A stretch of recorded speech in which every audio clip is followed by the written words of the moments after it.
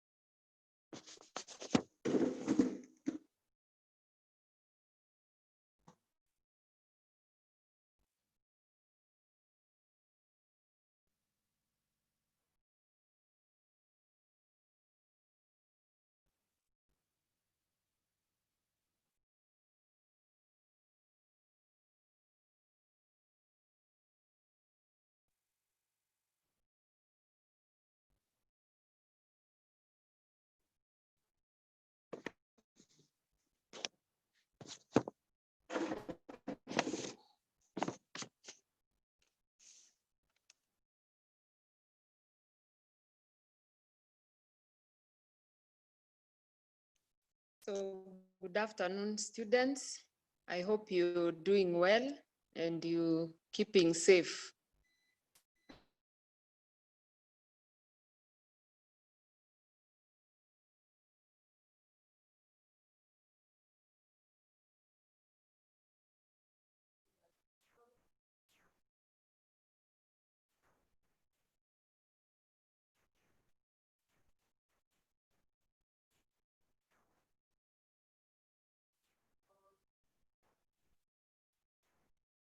makes a song oral.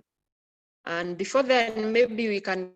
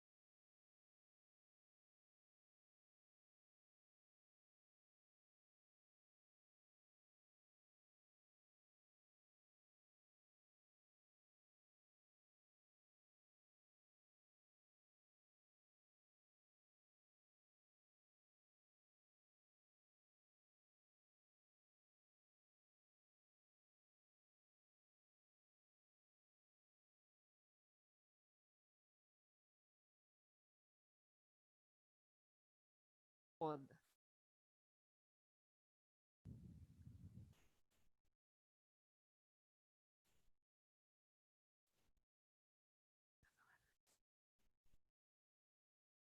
So naming songs are very important. They encourage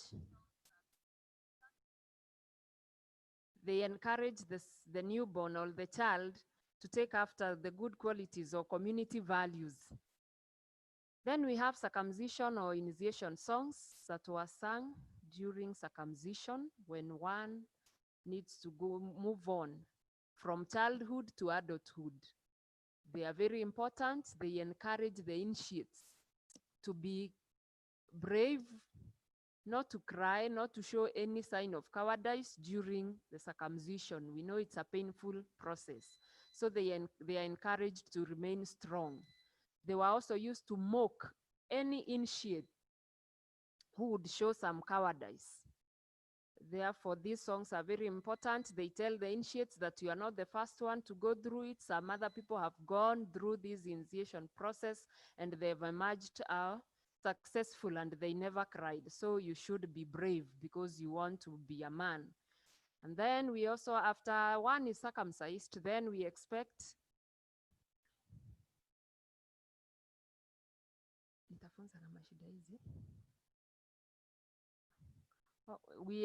then after that one becomes of age. We have wedding songs. Wedding songs are also happy songs.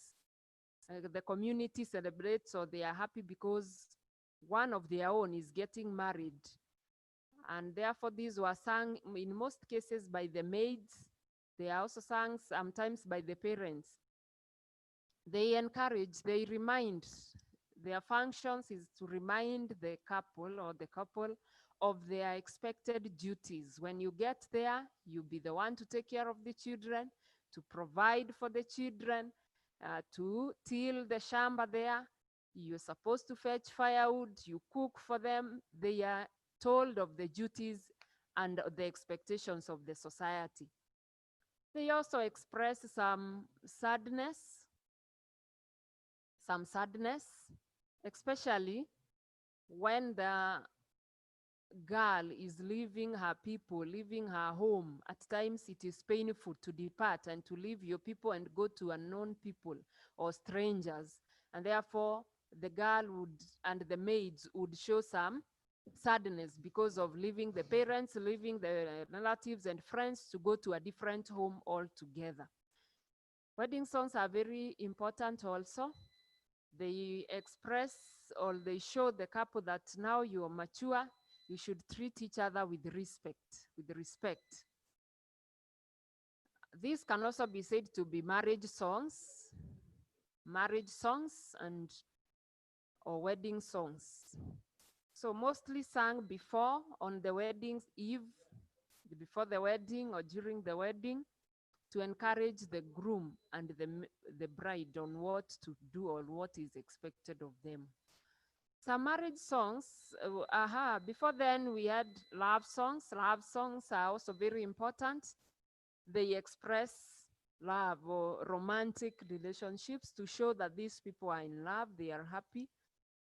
I know now that you are at home, you are enjoying your friend's company, but remember we've been told to keep social distance.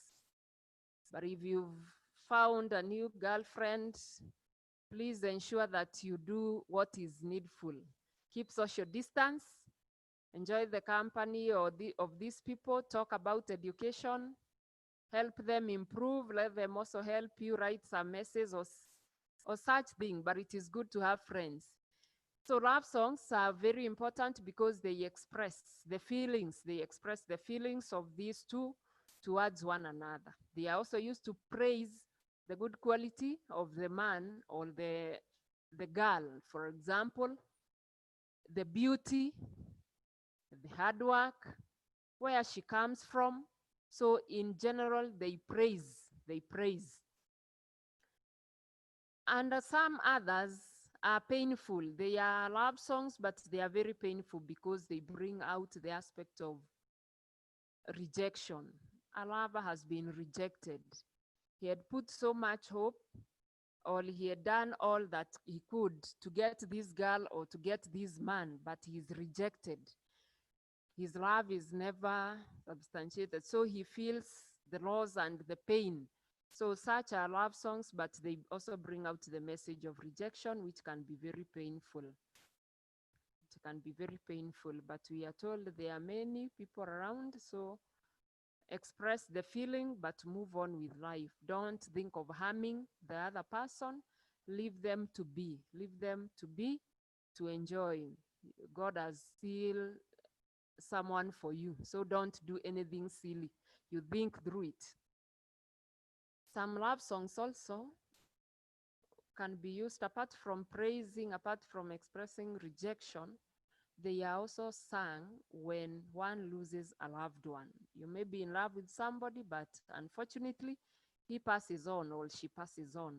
So some love songs are sung in memory of the deceased because you remember them, but still expressing the love, the concern, and the care you had for the person. Apart from those, then we have work songs. Work songs are sung during work. When people are working, the work they are doing should be in tandem with the rhythm. They are used to encourage people to keep on working, to move on, and to give them psych as they continue with their work. They are also used, another function is that they are used to mock people who are lazy. So if you are lazy, you'll be mocked. People will sing songs to mock you. So they advise people, work hard. If you don't work hard, then in the future, you'll not have anything to eat. And your store will be empty. As a result, maybe your wife, a man who doesn't work, his wife will go borrowing.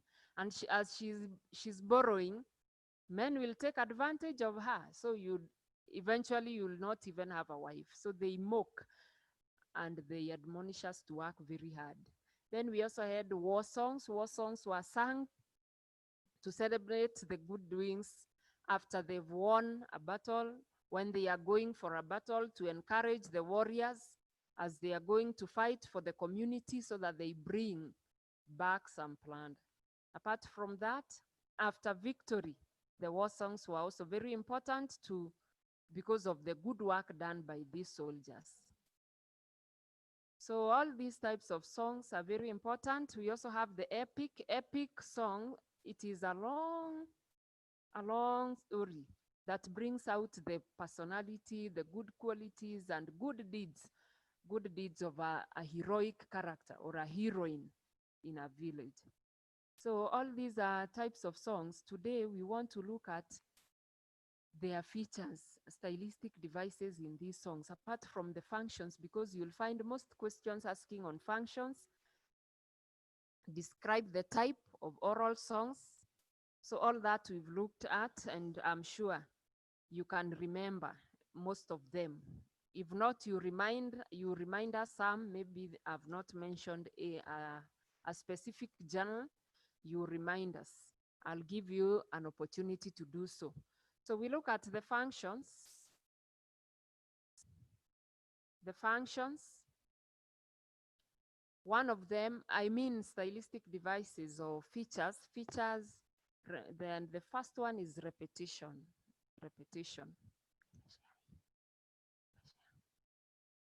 So I've shared the screen, you can see it. Repetition is commonly used. It functions in the same way as in oral narratives, but in songs, there is a lot of repetition, and this is for musicality, to bring out rhythm, to make it interesting, to make the song interesting. So you'll find words that are repeated, phrases that are repeated. They are repeated throughout the song. They are very important. They make the song memorable. They make the song interesting. Another one that is not in the screen, it is the use of a chorus. A chorus or a refrain. There are some songs that have got a specific portion that is repeated. After you sing the first stanza, you go to the chorus. You sing the second stanza, you go back again to the refrain or the chorus. That chorus is also very important. It emphasizes a point. There is a specific message being emphasized. So if it is a work song, maybe it will be emphasized on the importance of working hard.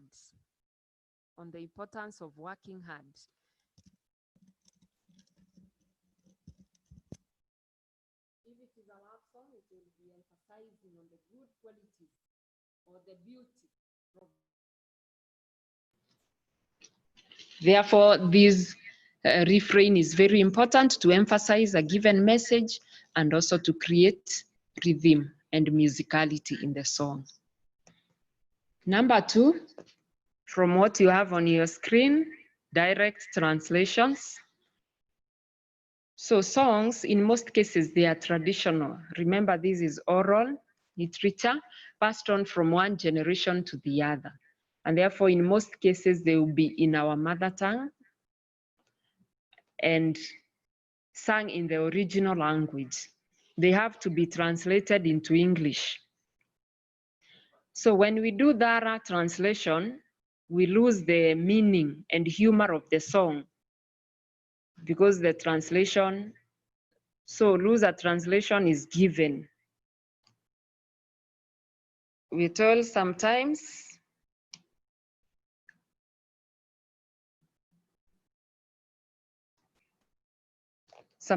translation is direct, that only those familiar with the original language can grasp the meaning, the real meaning.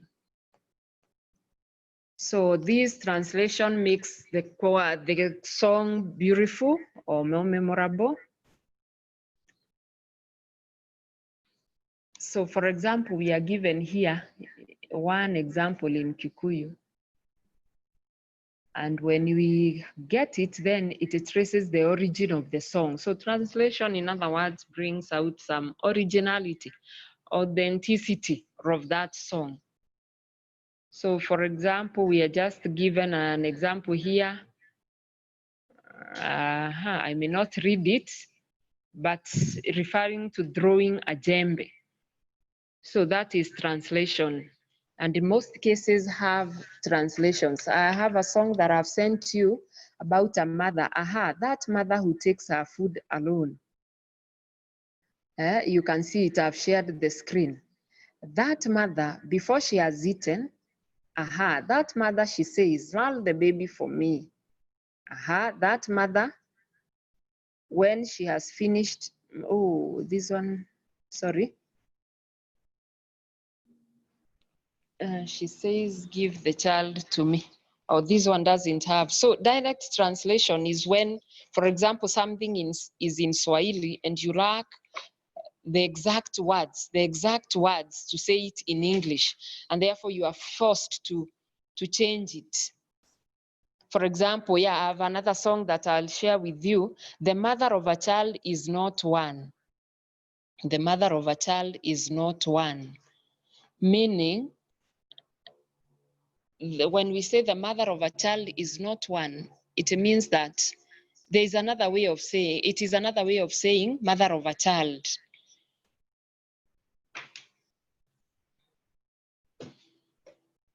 So direct translation, I'll come back to it. It is not coming out as clear as I would have wanted it. I'll come back to it.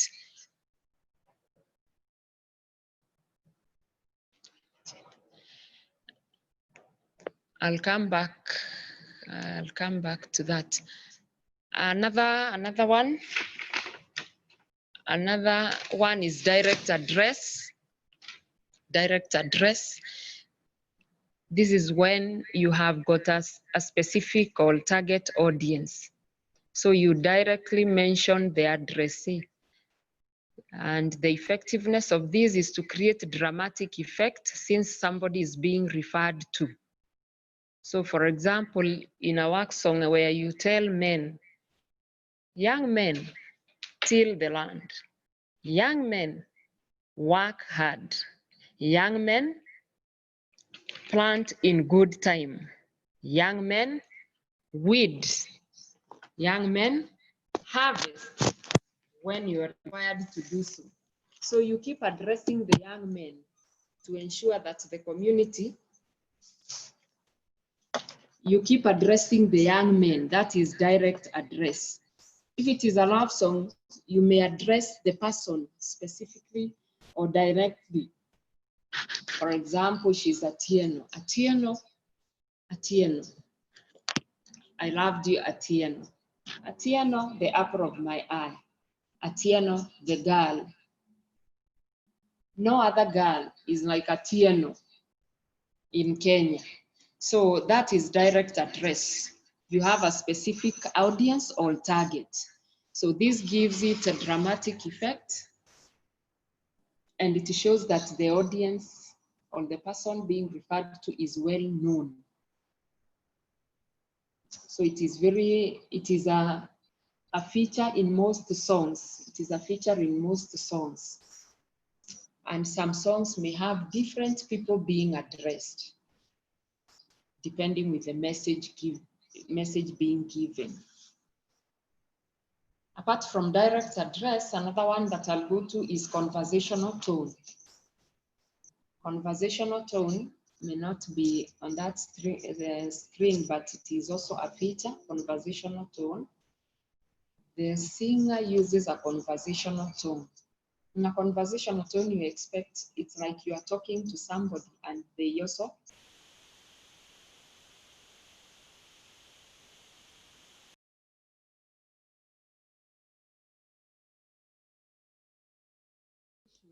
a song where we have a conversational tone.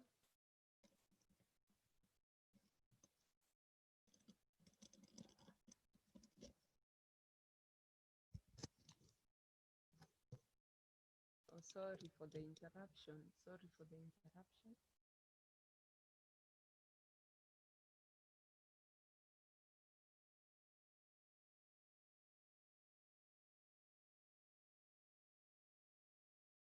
So in conversational tone, it is used in most songs where, for example, in a wedding song, oh girls of this valley, you hear me? Yes, we hear you. Oh girls of this valley, do you know me? Yes, I greet you. We are greeted.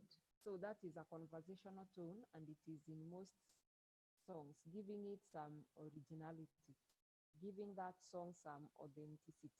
And therefore, it is easier to identify with that because you know the audience, you know who is talking, and when they converse, it makes the song real.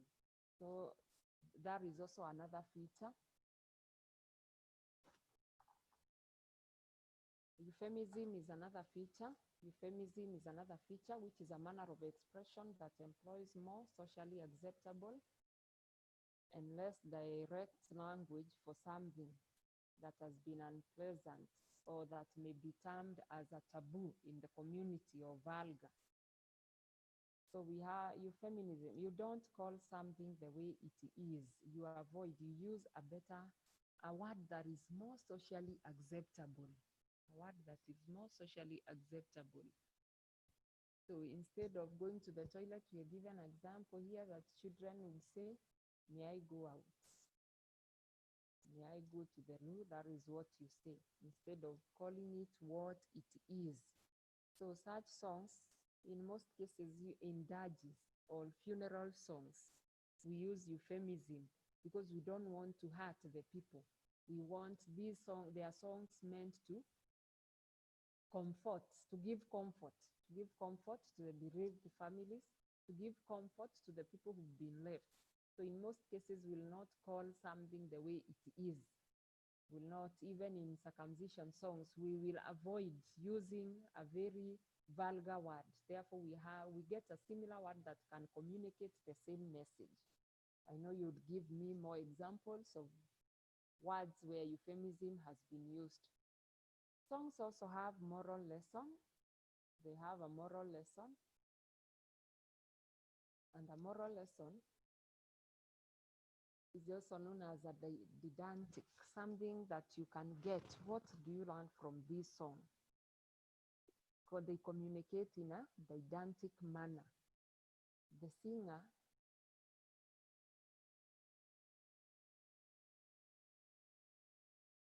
So the moral lesson, we are supposed to get something. For example, that work hard, young men, for hard work pays. Love your husband, young lady, if it is a wedding song, so that your marriage is able to weather the storms. Provide or be responsible, young man, so that your marriage stands. If they are warriors going for war, they'll be told, be selfless. Fight as if you are fighting for your own life. So the message will be in that song. When you identify as a feature, the moral lesson, when you say there is a moral lesson in this song, then you must give an example. It may not be said directly, but you can tell from the words used by the writer. So it is a common feature also in oral narratives and a common feature in songs. So in every song, there will be something that is being communicated. In most cases, responsibility. These are or values, love, faith, work, you know, things that we would need to emulate or things that we will do and they'll better our lives.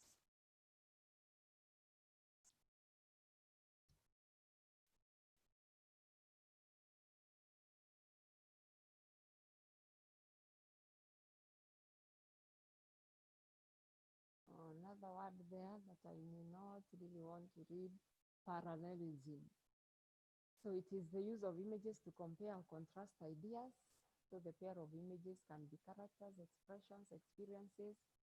Because these songs will find them written, in most cases they will be the words that are used. So they will follow each other in a pattern. In the Bible, we are given one, happy are those, happy are the pure in heart, they shall see God. Happy are the humble, they shall. Happy are they, for they shall. Happy. So when we compare or contrast ideas, some songs appear in such kind of manner, and that is also a feature in songs. Allusion is also another feature used in songs. This is when you refer to people, places, things, events, ideas that we know or we are familiar with. In most cases, the songs allude to the Bible, characters in the Bible, people we may know. So if you want to tell people to be brave, you may refer to David in the Bible. The story of David and Goliath, that tells us that he was a young man. He was a young man, but he never feared. So when you allude, you want to mention somebody who is well known, something, an idea that is well known. So that you give an example, or you want to emphasize a point that you are illustrating. So allusion is used in songs. In most songs.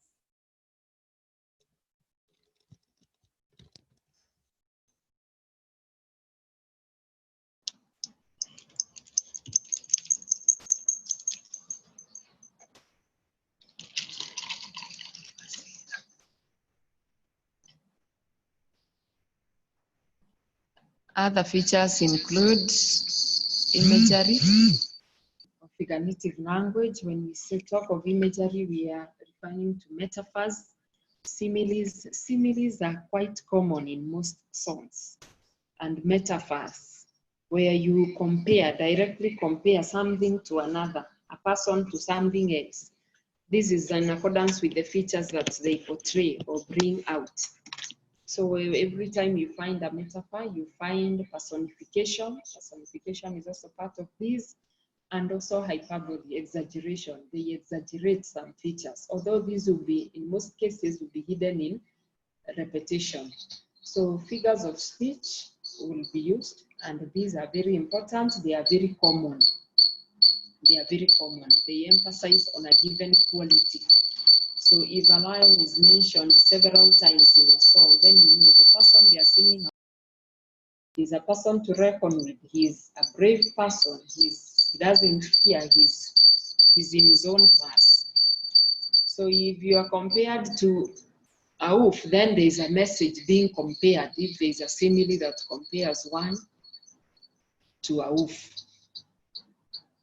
So when, for example, there is a song sung by a coco, if any of you, I'm sure most of you maybe have in a way interacted or read the book, The River and the Source. My husband, he was like a great warrior, a great he was, you know, when she uses some images to refer to the husband, and therefore we can tell that he was a great man.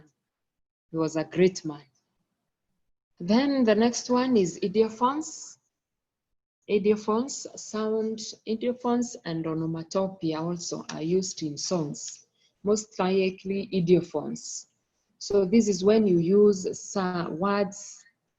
These words are not in the dictionary, but they imitate the sound that is being produced or is expected to be produced. For example, if one sings an lullaby to a baby and you want to scare the baby because the baby is crying, pata, pata, pata, a hyena is walking. So, baby sleep, baby don't cry, pata, pata, I've had a hyena walking outside. You know, you want to scare the baby so that he doesn't cry. You want to allow him to keep quiet.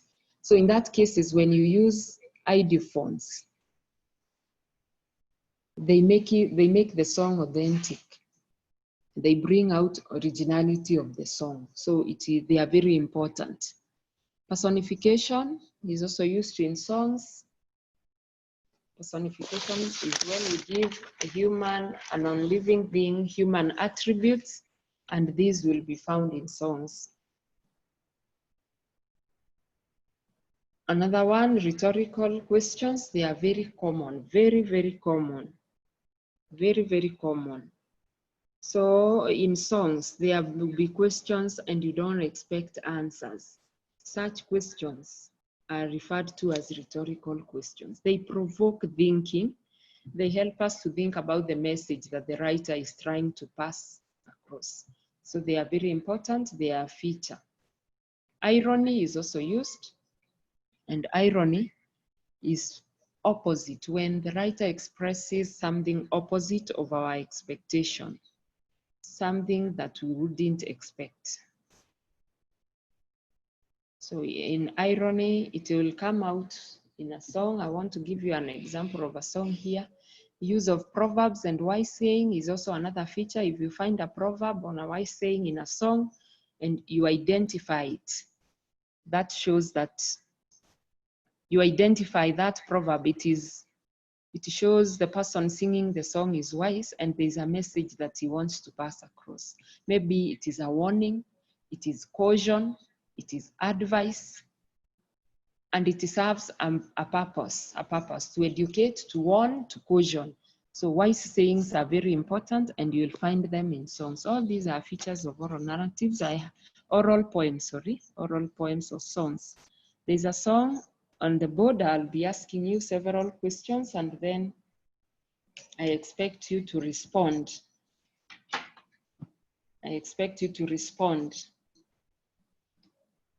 I hope you can read it. I had read it before. I thought there would be direct translation, but it wasn't there. Aha, ha, that mother who takes her food alone.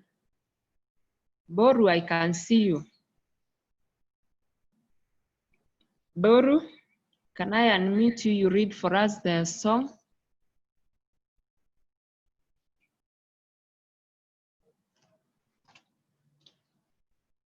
Just a minute.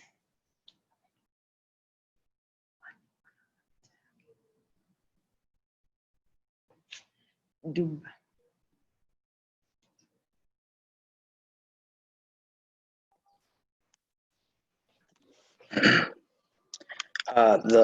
That mother who takes her food alone. That mother, before she has eaten, can't see the rest.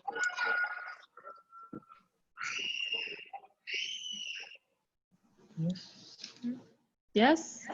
Scroll down. That mother, she says, lull the baby for me. That mother, when she has finished eating. Yeah, that's our song. And we're going to answer questions. Boru, you will answer for us the first question. I'll just pose the question to you. What type of oral poem is this? What type of oral poem is this?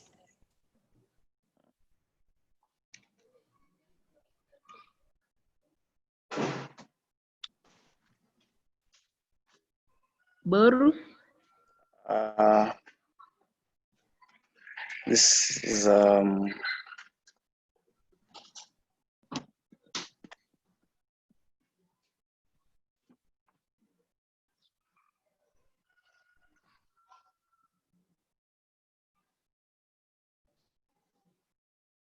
Boru seems to be thinking about it. Read the message in the song. We started by describing the types or the classification of the different oral poems or different songs. Yes. And do you get it now? When you mean the type of song, the type of oral poem, it can also be a song. Yeah, oral means it is a song, you know? Yes. Uh-huh. So I think it's either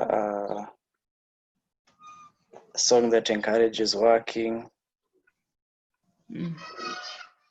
It's either a working song. Boru thinks it is a working song. Somebody else, thank you so much. Thank you so much for that attempt. Who is singing this song? Maybe Boru, who is singing this song? Can we go to Alex Kamau? Alex.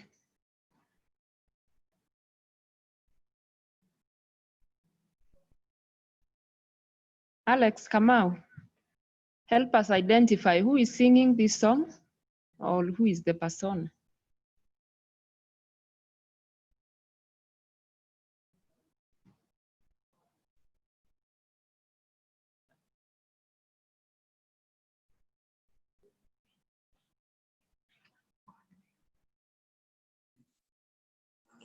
It's the mother, the persona. The mother of the child. Yes. Kamau? Yes. Who is the singer here? Who is the persona? It's the mother of the child. Kamau says it's the mother of the child. Kamau, read the song again. That mother who takes her food. That mother. Okay, it may be another person who is narrator, maybe. We have to give this narrator a name. Who is likely to be with a child, and then maybe. There seems to be a conflict between the singer or the persona and the mother. Who is likely to say such words? Victor Ikua, thank you. Your hand is up.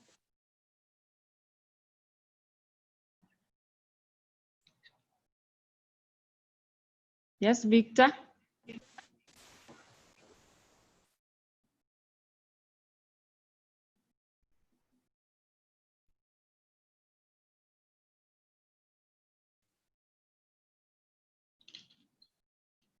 Victor Ikua, Raphael Musioka. The house manager. Who is this? Maybe it can be the house help. The house help. Yes. Why do you think it is the house help? Because it seems here the mother is giving the persona instructions. Correct. The mother tells her or him that tells the persona, take care of the baby, yeah? Null the baby for me. And then when the mother has finished eating, she says, now give the child back to me. So I agree, this is a babysitter. Today we call them or we refer to them as house helps, as he has said, house helps. So previously, traditionally, they were babysitters. They would take care of the children. In most cases, these are relatives. They've come to assist the mother.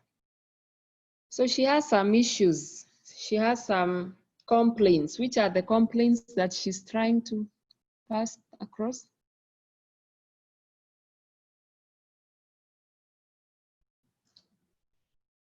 Somebody to answer? Raise your hand so that I can see you.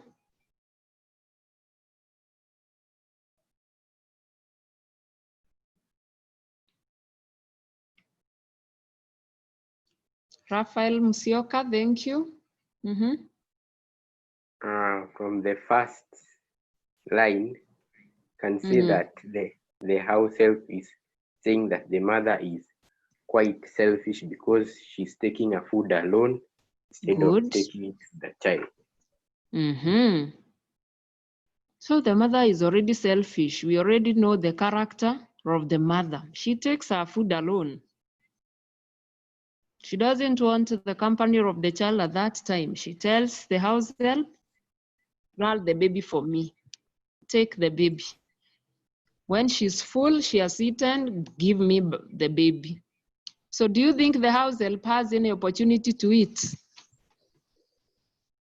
No, Raphael? no, Yeah? Yeah, no. so at this, thank you so much. So that is the conflict, that is the pain this house help is going through. And now that you are at home, please don't overwork those house helps. You can at least do ABCD for yourself. If there are dishes in the sink, please do them, do the dishes, ensure the house is clean. The house help should not do everything. When there is a baby at home, don't eat alone and then the baby is complaining, you don't care about the baby. Ensure that you take care of the baby also. So the mother is criticized here. She's selfish. She doesn't want to share. Maybe this is the type of the mother who is, in some instances we've seen where house helps are given different foods from what the family is enjoying. Maybe the family is doing bacon, smokies, and sausages in the morning, and then the house help is only given bread or loaf. At times they'll have maybe pilau or some nice food, then the house help is given githeri. So these lullabies, because this is such one, as an example of one, they are used to lull the baby to sleep, to comfort the child. They use words, they mention mother, mother is coming, don't cry, baba is coming, please sleep. And at the same time, they are used to mock the parents because of their undoings. These relatives, in most cases before, it is relatives who came to take care of small children, and they will not be in good relationship with the parents. So they would use this opportunity to vent their anger, their emotions on the child because the mother is not at home at that particular time. So please treat them well. You never know about tomorrow. And again, they are human beings.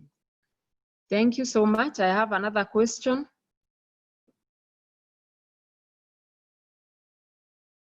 So we've discussed what the poem is about. What is the speaker's attitude towards the mother? What is the speaker's attitude towards the mother? Kindly raise your hand.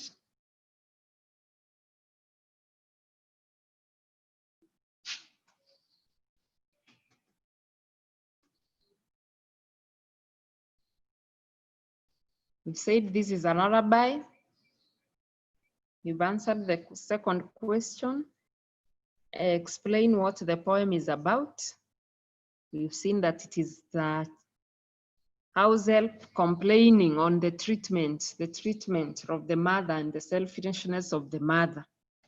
So according to the words used, my third question, what is the speaker's attitude towards the mother?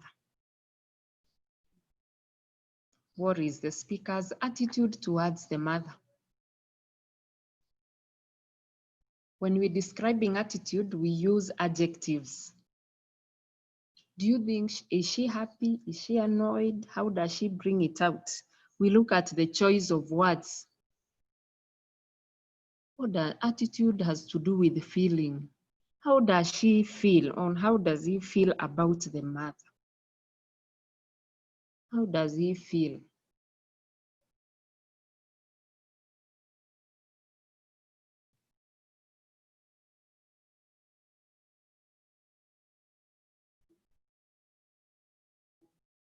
Raise your hand, please. Omondi, thank you, Omondi.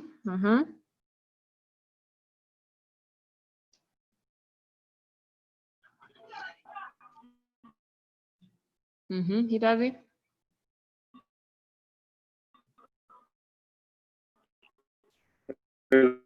Resentful. Sorry?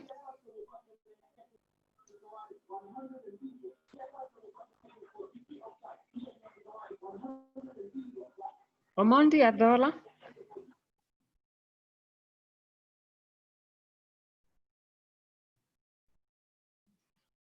I can't hear you, Omondi. Resentful. He said, why? Support your answer.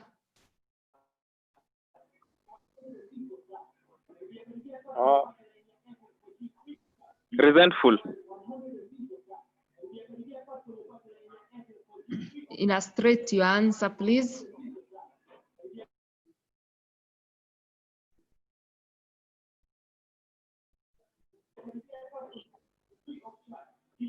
Is resentful towards the she treats her.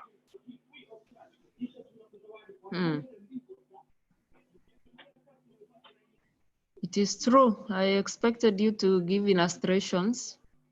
When she says that mother who takes her food alone, that mother, when she's taking food, she says, "Roll the baby." When she has finished, give the back the baby. So she is resentful. But yeah, you know, when we talk of food, food is very sensitive. Food is very sensitive. If you're selfish and you don't want to share, that is one thing that would make, for example, a house help hate you and hate you for good. One secret of winning them is ensuring that they have enough food, that you don't keep on saying, don't eat these, don't eat these are meant for who, this is meant for who and who. Ensure that she has freedom, she can eat. So she doesn't love the mother, of course, and this is because of the words she uses. She says that mother who takes her food alone. So my next question, what evidence is there to show that this is an oral poem? What evidence is there to show that this is an oral poem?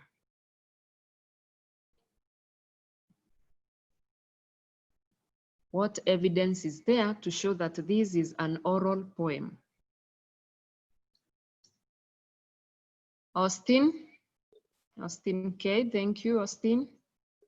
The use of indirect speech. I can't hear you, Austin. The use of indirect speech shows that it is being reported to someone. Austin? Yes. What evidence do we have to show The that use this is of- an oral poem? The use of indirect speech shows that it is being spoken, it is being reported to somebody. Where do you have that? Here where she says, heard that the mother says, lull the baby for me. Heard that the mother says when she has, heard that the mother says, give the child to me, like that. So it is conversational, isn't it? Yes. Yeah, let's use conversational because she says, the mother says, and then quotes the direct words of the mother, "Roll the baby for me." This is conversational tone. Conversation. When she has finished, she says, "Give me the child."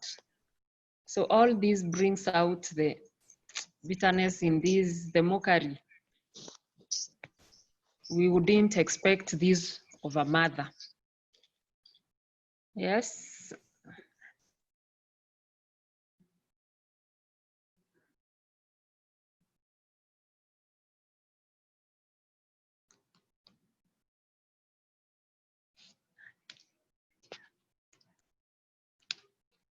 Another evidence, Morris, Rogers.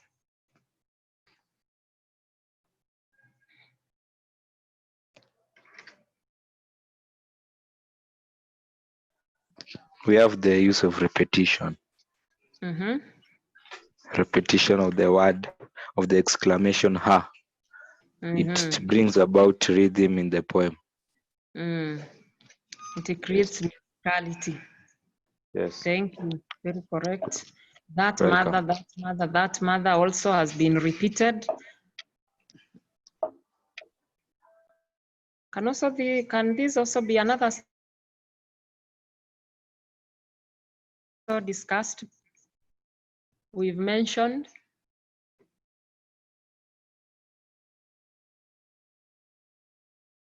Austin?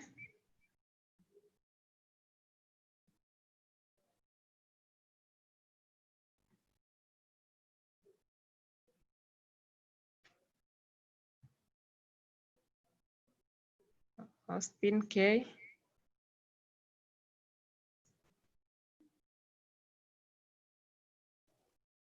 Sorry, I had not heard what you had asked. Okay. I'm asking whether we can as well refer this to parallelism as parallelism. Yes, because they use ha in every line. Mm-hmm. Yes, I think it can. Thank you. Another question, state two functions of the above oral poem. Functions of the above oral poem.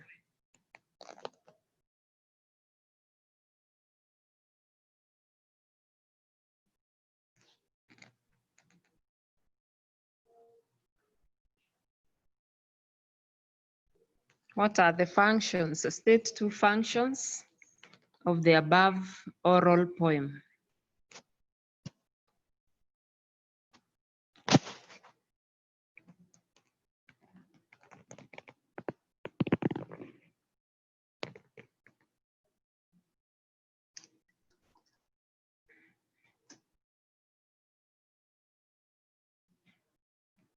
James.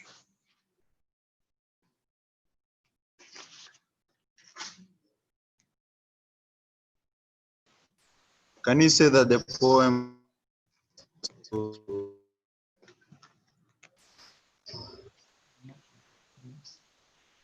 Your network, James. Can you condemn that the poem condemns people who are selfish? And especially the mother of the child. Eh?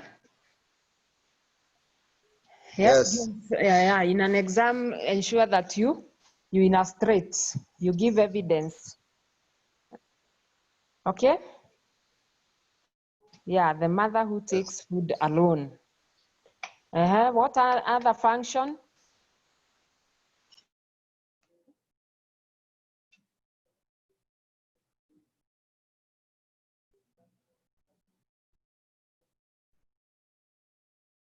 Another function?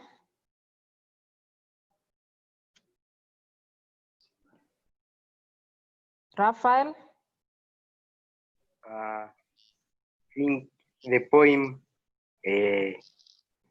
calls other mothers to be responsible for their children. Not so that the house helps have more time to eat and have their own time. Oh, thank you so much. So remember the specific functions of lullabies include one, lulling the baby to sleep, isn't it? And number two, they help the house helps or the babysitters to express their anger, dissatisfaction, and their hatred towards the mothers because of the way they are treated. So in this case, you are told to state, you would go that way. When you are told to explain, ensure that you quote a line. You quote a line like Musioka has done. And thank you so much. So I've also shared a screen. I have got another song that we'll go through. I'll give you some minutes to read. 5 minutes, you read the song.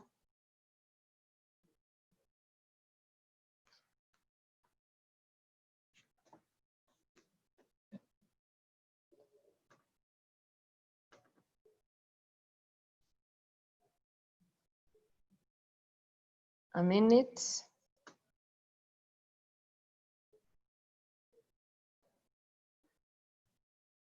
We have a song there. It is an oral poem.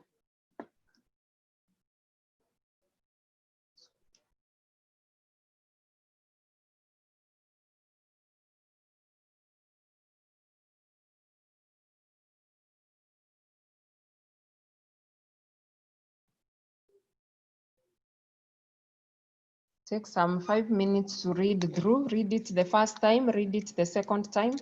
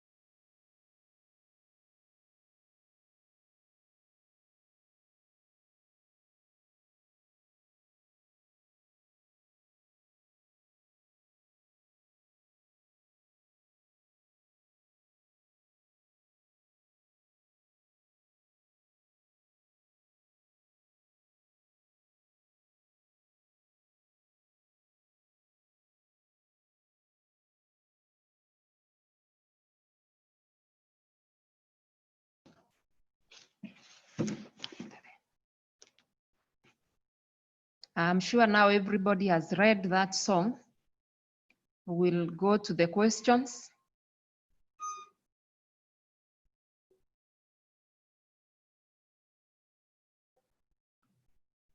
Can have somebody answer for us question 1 and 2. They are related. Raise your hand and answer for us question 1 and 2. Make sure you illustrate or give evidence of your answer.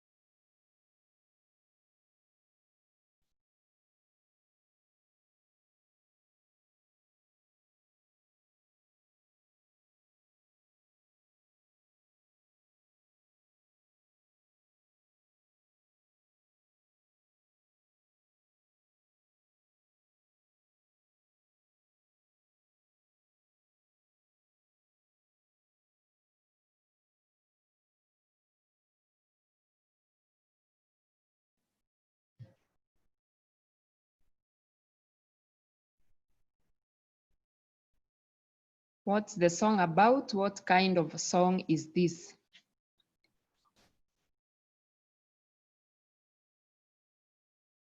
What is the song about? Number 2, what kind of a song is this? You classify the song. You briefly explain what it is about.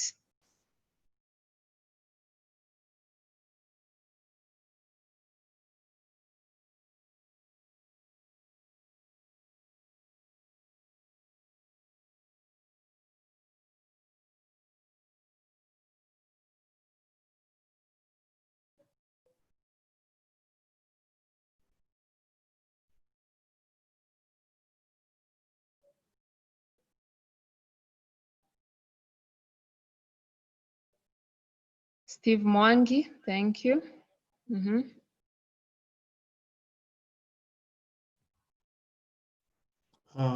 The song talks about how raising a child in the community, raising a child is not the job of only the biological mother, but it involves the community that surrounds that child. Like, for example, the way it mentions the co-wife brings clothes, the aunt brings water.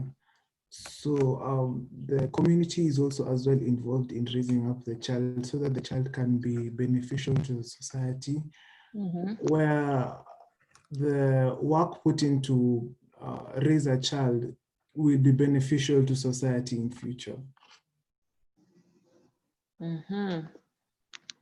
So in other words, they are celebrating. It is a celebration of a baby, isn't it? Yes. It seems a baby has just been born, and therefore the community is happy, and they say that child does not belong to one person. The aunt has a role, the co-wife has something to do, and they say they admit that it is God's own blessing, and therefore the baby is, they say, may the baby keep quiet. So they are all happy, and therefore everybody has something to do. So what type of a song is this? Steve Mwangi?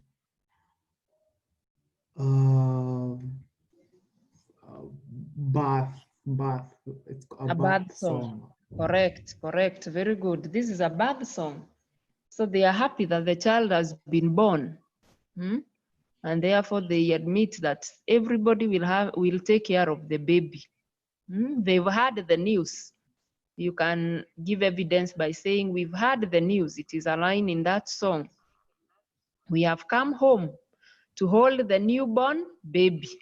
So it shows it is a bad song. There's a newborn baby that they had the news, that's why they've come.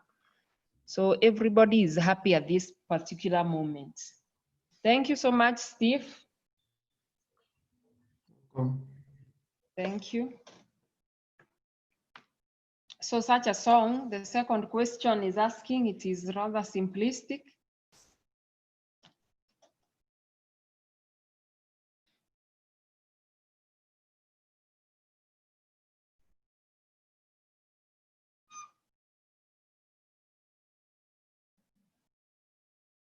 We'll answer question number 5. We'll answer question number 5. Oh, question number 4 also is asking, what in the song shows that a child belongs to the community? Oh, that is awesome. What shows that the child belongs to the community? Question number 4.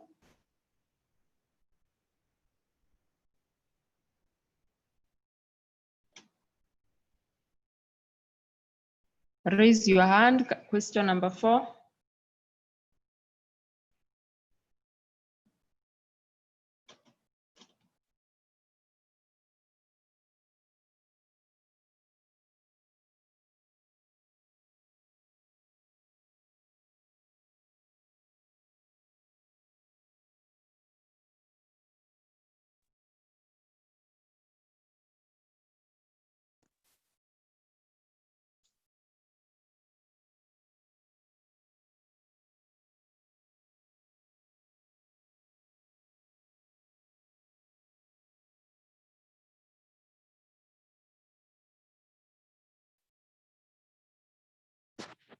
I'm sure it's a possible question that we can easily answer.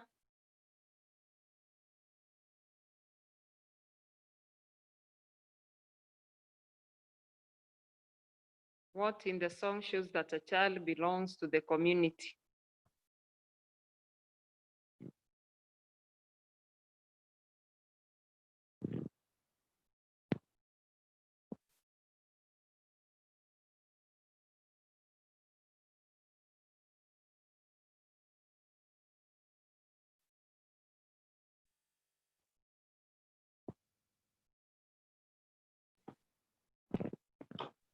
Raphael? The fact that the line that says the mother of a child is not one. And Yes. The mother of a child is not one. We also have another line that says our baby, our little baby, our baby. So by using our, it shows that they've owned the baby and the baby belongs to the community. So he is a community child. Name one feature in this song that makes it rhythmic.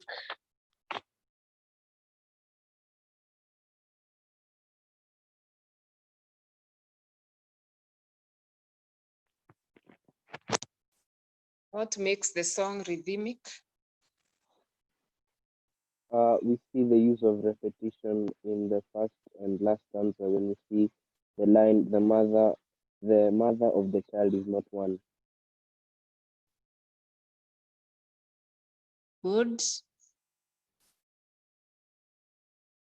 Very good. Thank you. Repetition. The mother of the child is not one has been repeated, and we said it creates some rhythm. It makes the song rhythmic. It makes the song rhythmic. Going back to the song, can we find any other feature that shows that this is a song?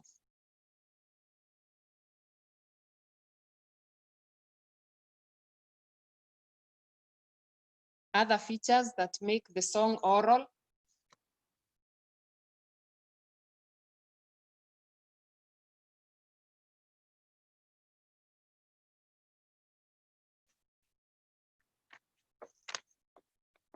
Raise your hand, identify more features.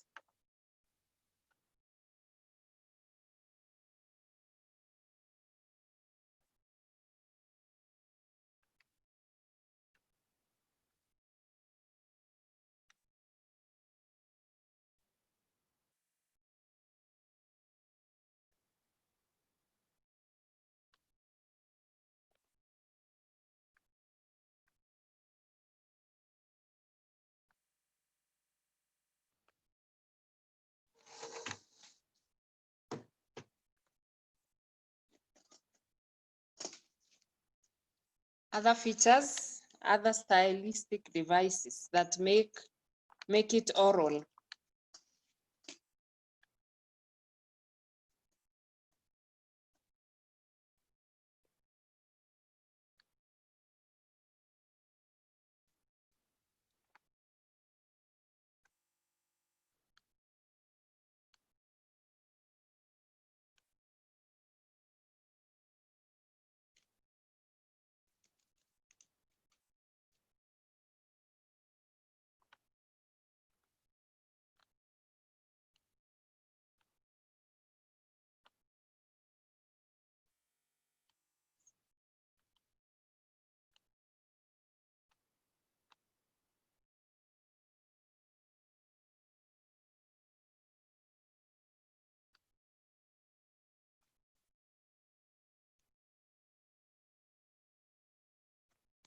Okay, then that will be part of your assignment. That will be part of your assignment because I can identify quite a number of features in that song.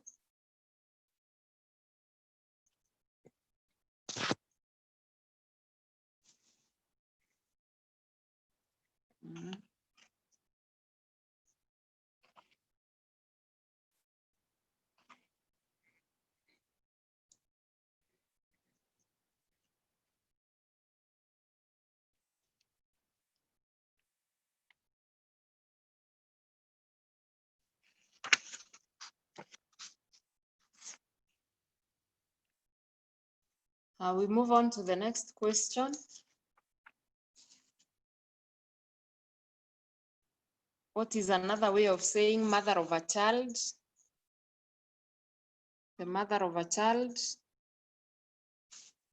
Can we get a style from the mother of a child? Or is there the other way of saying the mother of the child?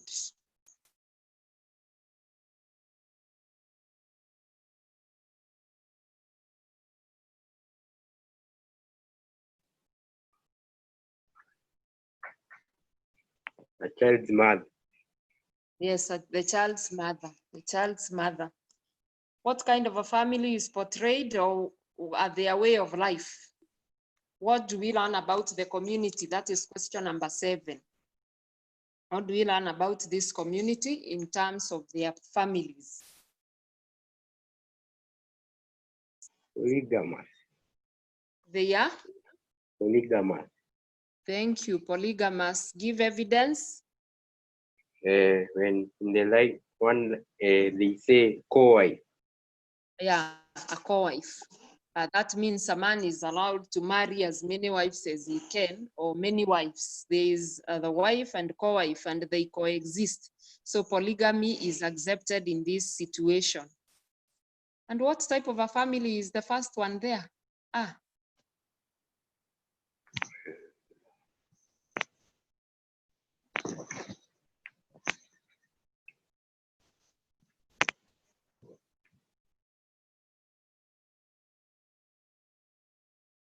Who can answer?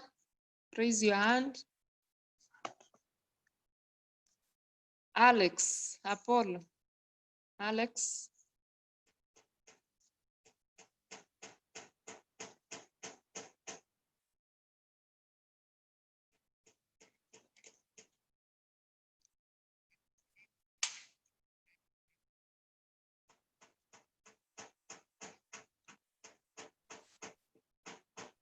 A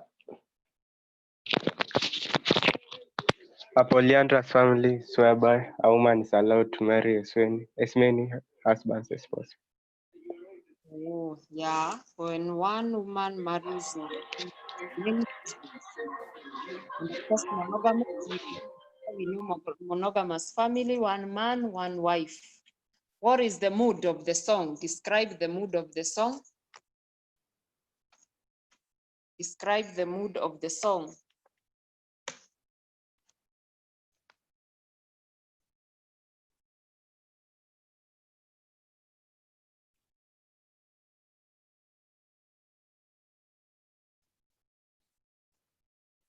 Waithaka?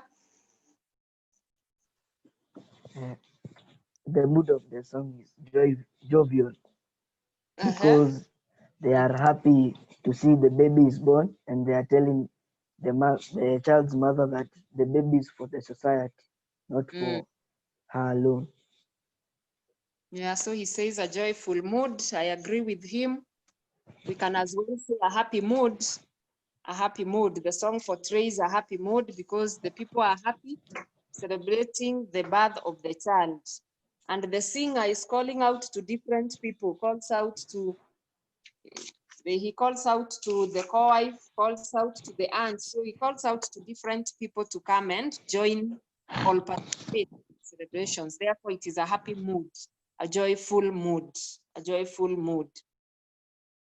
And then we are required to compare and contrast stanza 1 and stanza 3.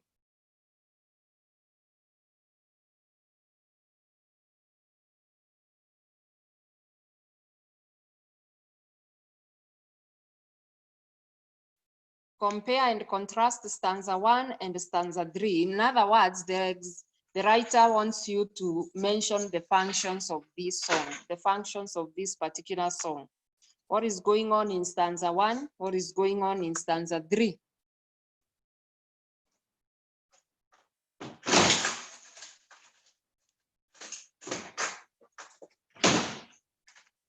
Stanza 1, stanza 3.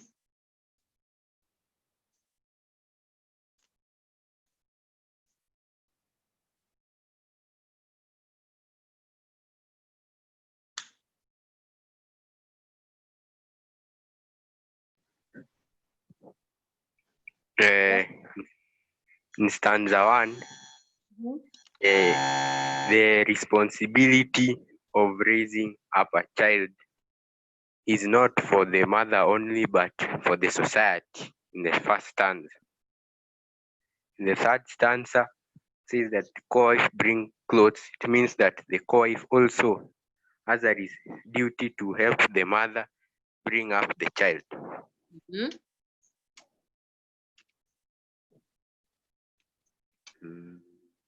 That is the first stanza. That is true. The co-wife bring clothes. Others are asked to bring water. for washing the baby or for cooking for the visitors who've come. So the stanza addresses the grown-ups and the responsibility they have towards the child, or making that the child grows up. What about the last stanza? Who is being addressed and what is the message?